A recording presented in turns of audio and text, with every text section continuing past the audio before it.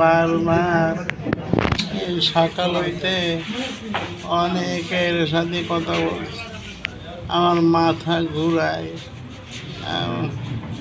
খুব ক্লান্ত লাগে, গলা শুকিয়ে আইয়ে।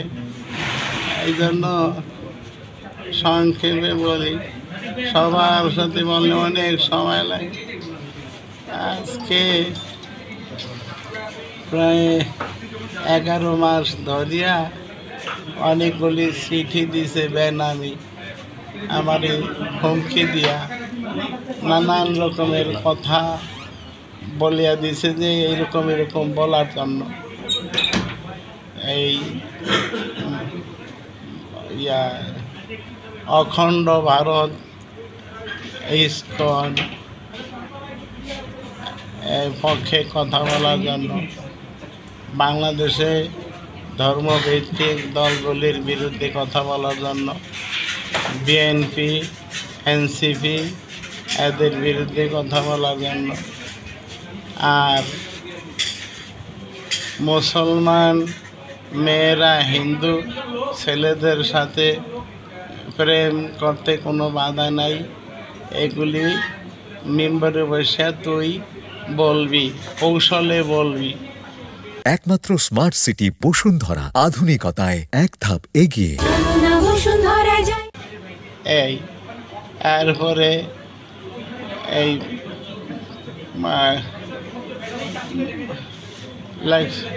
ওই 21 তারিখের সিডি, এটার মধ্যে লেখছে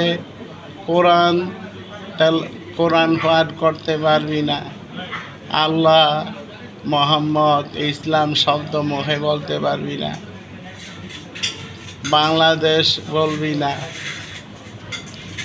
বাংলাদেশ নামক জারজ রাষ্ট্র এইটারে বাংলাদেশ বলবি না, পূর্ববঙ্গ বলবি, আরও অনেক ধরনের কথা।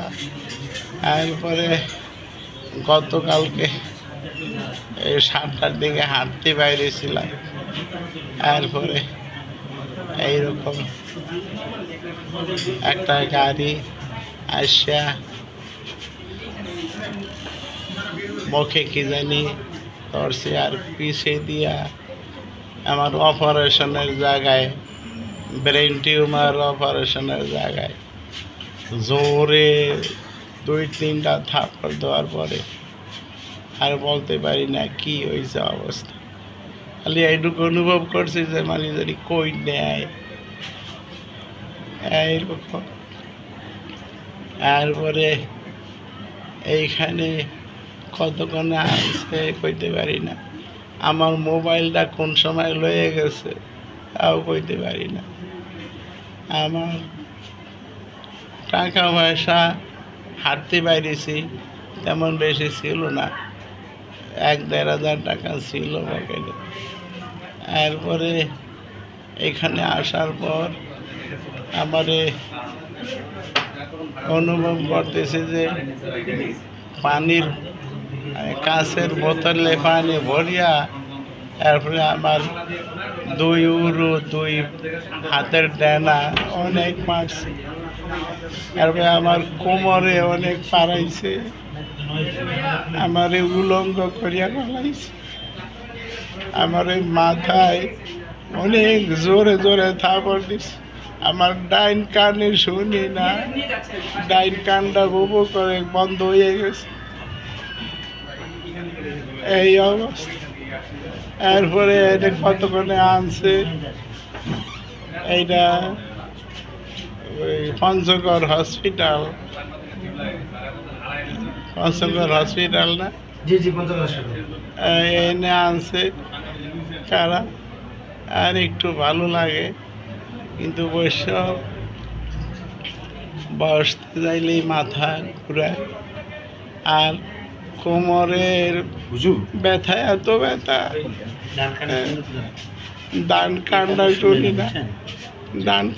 শুনি না, বন্ধ হয়ে গেছে। হুজুর, আপনি যখন আপনাকে গাড়িটাতে তুলে, ওইটা কি মাইক্রো ছিল? ওইটা অ্যাম্বুলেন্স। কয়জন ছিল এরকম দেখছেন? এটা আমি প্রথম নজরে যা দেখছি 5 জন ছিল, ঢুকানোর পরই আমার এই কালো কাপড় দিয়া চক্ষু বাঁধতে পালাইছে। এটা কি গতকালকেই? গতকালকে সন্ধ্যা 7টার না, সকাল 7টার দিকে। আচ্ছা, এটা কোন এলাকায়? আপনি ওই যে টঙ্গী আপনার মসজিদের পাশে? টঙ্গী মসজিদ আমার বাসা থেকে 1-1.5 কিলো, ওই মাজু খান ব্রিজের পরে। আচ্ছা, কাউকে চিনতে পারেন না, কাউকে চিনতে পারি নাই। আর কথাগুলি আমার এদেরকে বাংলাদেশের নাগরিক মনে হইল না। এরা শুদ্ধ বাংলায় কথা বলে, মানে প্রমিত বাংলায় কথা বলে। আমার মা প্রায় 100 বছর বয়সে ইন্তেকাল করছে 22 সনে। আমার মাকে যা গালাগালি করছে সব শুদ্ধ ভাবে গালাগালি, শুদ্ধ ভাষা। যে চিঠিগুলো আসতো আপনার কাছে, এগুলো থেকে কোনো নাম থাকতো, কারো কোনো প্রতিষ্ঠান বা না, সংগঠন? ওই যে বললাম যে কোনো নির্দিষ্ট নাম লেখায় নাই, যে কিন্তু যেগুলি লেখছে